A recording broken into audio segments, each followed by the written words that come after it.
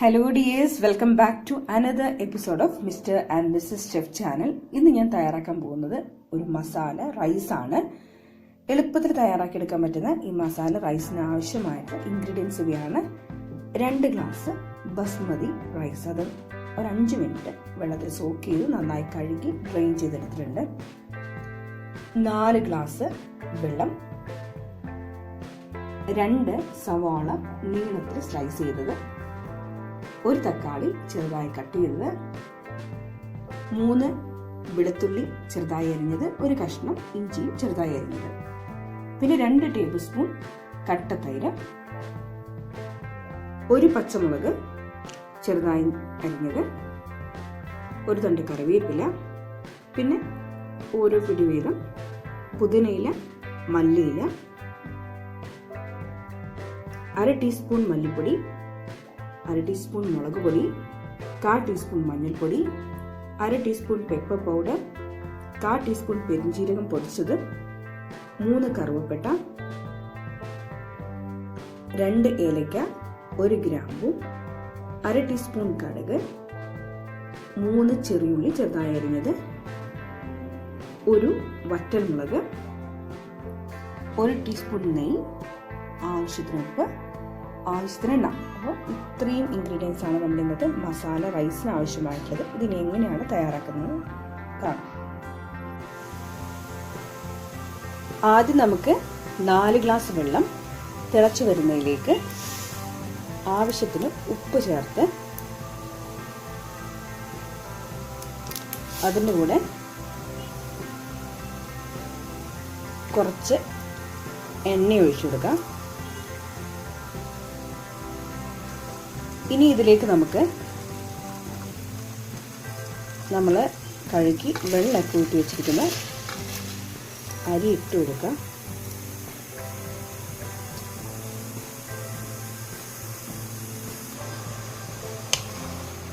ഇനി ഇതൊന്ന് ഇളക്കി മിക്സ് ചെയ്തതിന് ശേഷം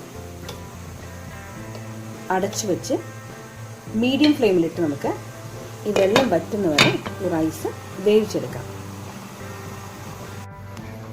റൈസ് നന്നായി വെന്ത് കഴിഞ്ഞാൽ തീ ഓഫ് ചെയ്ത് നമുക്കിത് മാറ്റി വയ്ക്കാം.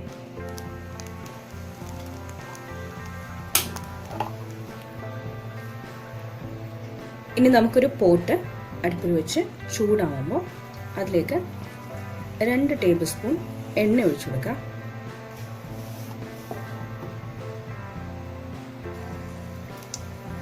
എണ്ണ ചൂടായി കഴിഞ്ഞാൽ നമുക്കതിലേക്ക് എല്ലാ സ്പൈസസ് ഇട്ട് കൊടുക്കാം. അതായത് കറുവപ്പട്ട, ഏലക്ക, ഗ്രാമ്പു ഇവ ഇട്ടൊന്ന് വഴറ്റാം.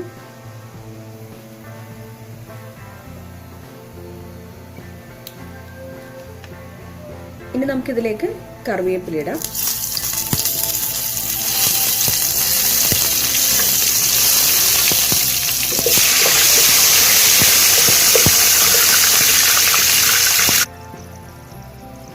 കറിവേപ്പില മൂത്ത് വരുമ്പോൾ ഞാനിതിലേക്ക് ഇടുന്നത് സവാളയാണ്.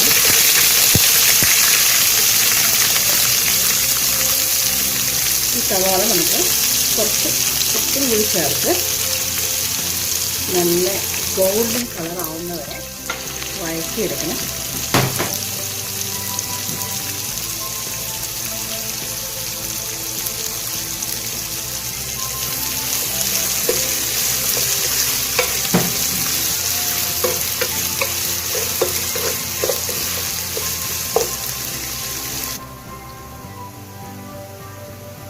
സവാള ഇതുപോലെ നന്നായി മൊരിഞ്ഞു കഴിഞ്ഞാൽ ഇനി നമുക്കിതിലേക്ക് അരിഞ്ഞു വെച്ചിരിക്കുന്ന ഇഞ്ചിയും വെളുത്തുള്ളിയും ചേർക്കാം.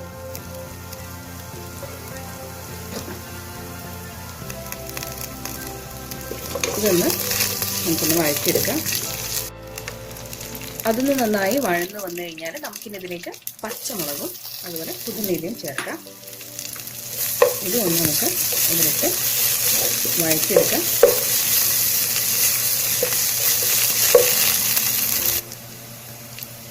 ഇനി നമ്മൾ ഇതിലേക്ക് ചേർക്കുന്നത് തക്കാളിയാണ്.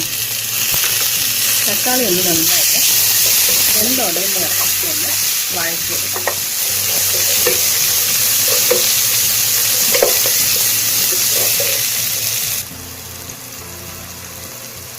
തക്കാളി നന്നായി വെന്തുടങ്ങി കഴിഞ്ഞാൽ നമുക്ക് ഇതിലേക്ക് പൊടികൾ ഓരോന്നായിട്ട് ചേർക്കാം. മഞ്ഞൾപ്പൊടി ചേർക്കാം,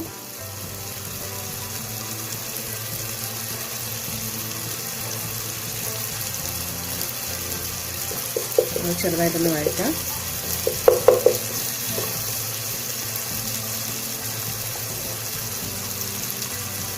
ഇനി മുളക് പൊടി ചേർക്കാം,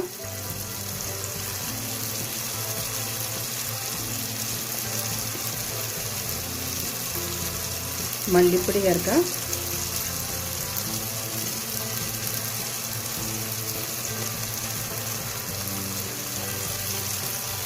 അതൊന്ന് ചെറുതായി വഴറ്റിയതിന് ശേഷം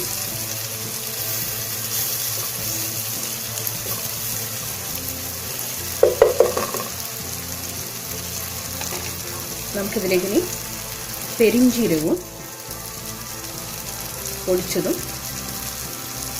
അതുപോലെ കുരുമുളക് പൊടിച്ചതും, നിങ്ങളുടെ കുരുമുളക് പൊടിച്ചുണ്ടെങ്കിൽ അതായിരിക്കും നല്ലത്, അല്ലെങ്കിൽ കുരുമുളക് പൊടി ചേർക്കാം.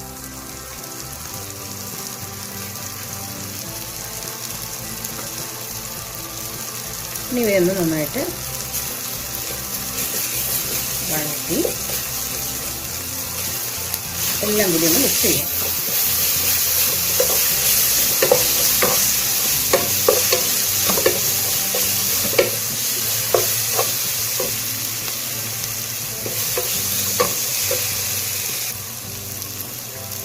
ഇനി നമുക്ക് ഈ തയ്യാറാക്കിയ മസാലയിലേക്ക് 2 ടേബിൾ സ്പൂൺ നല്ല കട്ട തൈര് ചേർക്കാം.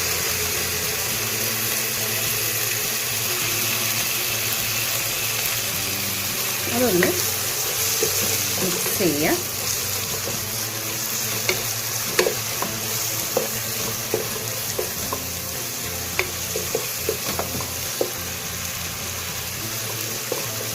അതിനുശേഷം ആവശ്യമായിട്ടുള്ള അളവിൽ കൂടി ചേർത്ത് കൊടുക്കണം.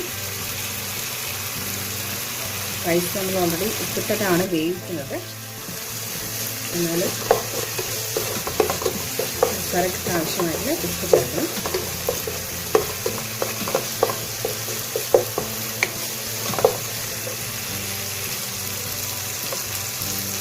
ഇനി ഈ തയ്യാറായ മസാലയിലേക്ക് നമുക്ക് നമ്മുടെ നേരത്തെ വേവിച്ച് വെച്ചിരിക്കുന്ന റൈസ് ചേർത്ത് കൊടുക്കാം.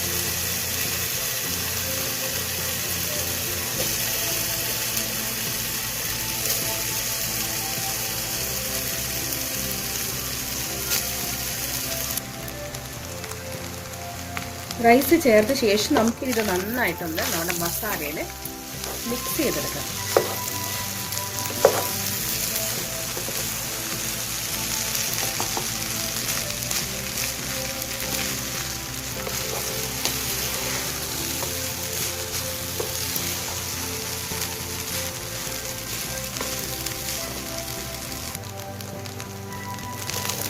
നന്നായി മിക്സ് ചെയ്തതിന് ശേഷം നമുക്കിത് അടച്ചു വച്ച് ഏറ്റവും ചെറിയ തീയിൽ 1 മിനിറ്റ് ഒന്ന് വേവിക്കാം.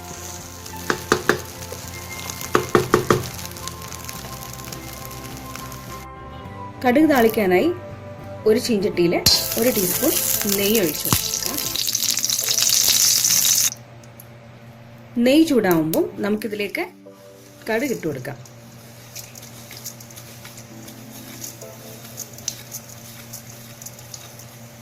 ഇതൊന്ന് നമുക്ക് പൊട്ടിച്ചെടുക്കാം.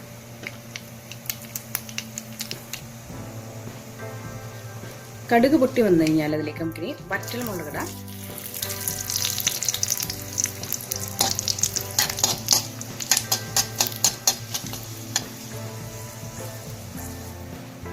ഇനി നമുക്കിതിലേക്ക് അരിഞ്ഞു വെച്ചിരിക്കുന്ന ചെറിയ ഉള്ളി ഇട്ട് ഈ നെയ്യിൽ നിന്ന് മൂപ്പിച്ചെടുക്കാം.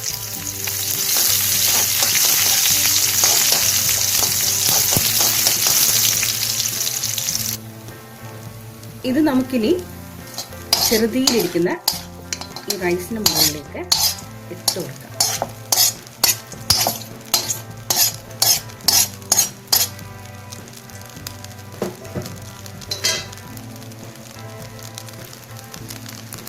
ഇനി ഇതൊന്ന് ഇളക്കി യോജിപ്പിക്കാം.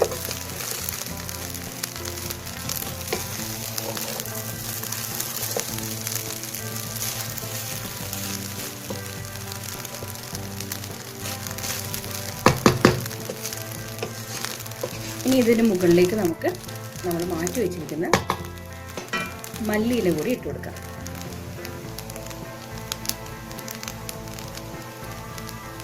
ഇനി നമുക്ക് തീ ഓഫ് ചെയ്ത് ഇത് അടച്ചു വെക്കാം. അങ്ങനെ ഇന്ന് തയ്യാറാക്കിയ ഈ സ്പെഷ്യൽ മസാല റൈസ് നിങ്ങൾക്ക് എല്ലാവർക്കും ഇഷ്ടമായെന്ന് കരുതുന്നു. ഞാൻ ഇതിനു മുമ്പ് കോളിഫ്ലവർ റൈസ്, തക്കാളി ചോറ്, special chicken rice, fried rice, അതുപോലെ ചിക്കൻ പുലാവൊക്കെ നമ്മുടെ ചാനലിൽ ഇട്ടിട്ടുണ്ട്. സമയം കിട്ടുമ്പോൾ അതൊക്കെ ഒന്ന് കയറി കാണാം. സപ്പോർട്ട് ചെയ്യുക, ഷെയർ ചെയ്യുക, ലൈക്ക് ചെയ്യുക, കമൻറ്റ് ചെയ്യുക. ആരെങ്കിലും സബ്സ്ക്രൈബ് ചെയ്യാത്തവർ കാണുന്നുണ്ടെങ്കിൽ ഒന്ന് ആ സബ്സ്ക്രൈബർ ബട്ടൺ ക്ലിക്ക് ചെയ്ത് അതിൻ്റെ കൂടെ വരുന്ന ഓൾ എന്ന് പറയുന്ന ബെല്ലൈക്കൺ കൂടി ഒന്ന് എനേബിൾ ചെയ്യുക. അപ്പോൾ നമുക്കൊരു പുതിയ ഐറ്റമായിട്ട് വീണ്ടും കാണാം. അതുവരെ ടേക്ക് കെയർ.